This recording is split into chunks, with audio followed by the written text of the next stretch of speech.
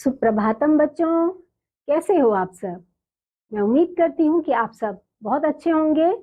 और अब आज हम अपने संस्कृत पुस्तक के एक नए पाठ जिसकी संख्या है नंबर 7, तो उसको पढ़ के और उसकी शुरुआत करते हैं और देखते हैं हमें संस्कृत विषय में इस पाठ में क्या क्या जानकारी मिलती है। आइए बच्चों शुरू करते हैं। इस अध्याय का जो वो है शीर्षक, उसका नाम है अपादान कारक। क्या है?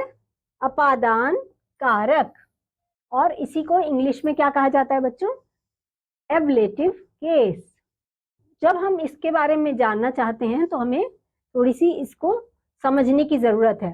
जब कोई व्यक्ति या वस्तु किसी अन्य व्यक्ति या वस्तु से अलग होती है, ठीक है बच्चों, तब उसमें अपादान कारक होता है। इसकी पंचमी विभक्ति होती है। अपादान कारक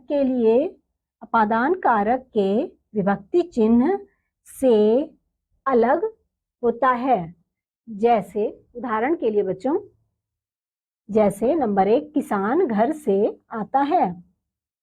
किसान घर से आता है। नंबर 2 छात्र विद्यालय से आते हैं। छात्र विद्यालय से आते हैं। अब ये 2 एग्जाम्पल हमें देके समझाया गया है। और क्या समझाया गया है? अपादान कारक के विषय में। तो बच्चों थोड़े से हम यहाँ पर और भी समझने की कोशिश करते हैं उदाहरणों को समझ के।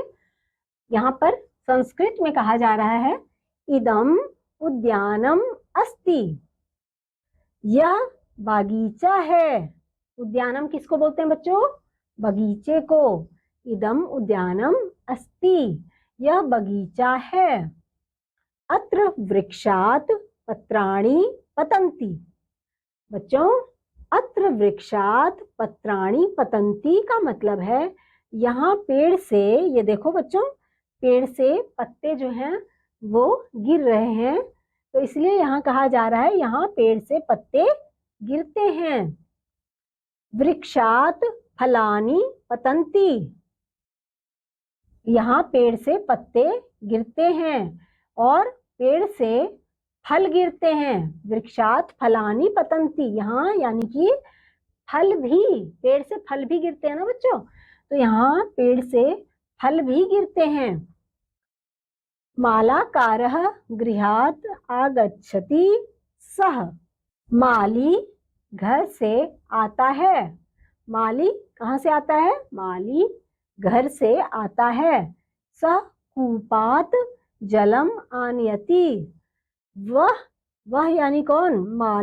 माली की बात हो रही है ना बच्चों यहाँ पे। तो जो माली है वो क्या लेकर आ रहा है? वो कुएं से जल लेकर आ रहा है। वो कहाँ से जल लेकर आ रहा है? कुएं से। कुपात का मतलब कुआं। कुएं से जल लेकर आ रहा है माली। यहाँ देखो बच्चों दूसरा उदाहरण भी दिया गया है जिसमें हम एक किसान को देख रहे हैं, कृषक को देख रहे हैं।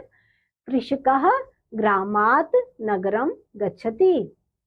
कृषकः ग्रामात् नगरं गच्छति, यानी कि किसान गांव से शहर जाता है। जब कोई काम होता है किसान को तो वो शहर भी जाता है ना, जैसे उसको बीज लानी होती है या अन्य कोई काम होता है तो वो कहाँ जाता है बच्चों? शहर जाता है। वैसे यहाँ पर किसान गांव से शहर जाता है। वह शहर से बीज लाता है। इसको संस्कृत में क्या कहा गया है? सः नगरात् बीजानि आनयति, यानी कि वह शहर से बीज लाता है। सः बीजानि वपति। सः बीजानि वपति। बच्चों इसका मतलब है कि बीजों से अनेक पौधे लाता है। बीजों से वो अनेक पौधे लगाता है।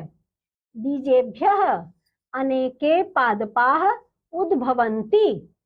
पहले वो क्या करता है बच्चों? सह बीजानि वपति, यानी कि वह बीज जो लेकर आया है शहर से उसे वो मिट्टी में बोता है। बोते हैं ना, जब हमें किसान को देखा है ना कई बार, वो बीज बोते हैं जमीन में। तो वो बीज बोता है, उसके बाद बीजेभ्यः अनेके पादपाः उद्भवन्ति, यानी कि वो जो बीज बोता है उन बीजों से बच्चों बहुत सारे अनेक पौधे निकलते हैं। सह कुक्कुरात कुक्कुरात बिभेति, वह कुत्ते से डरता है। कौन डरता है बच्चों? ये किसान जो है वो कुत्ते से डरता है। कुछ और उदाहरण है यहाँ पर। सौम्याः गृहात् विद्यालयं गच्छति, सौम्याः गृहात् विद्यालयं गच्छति।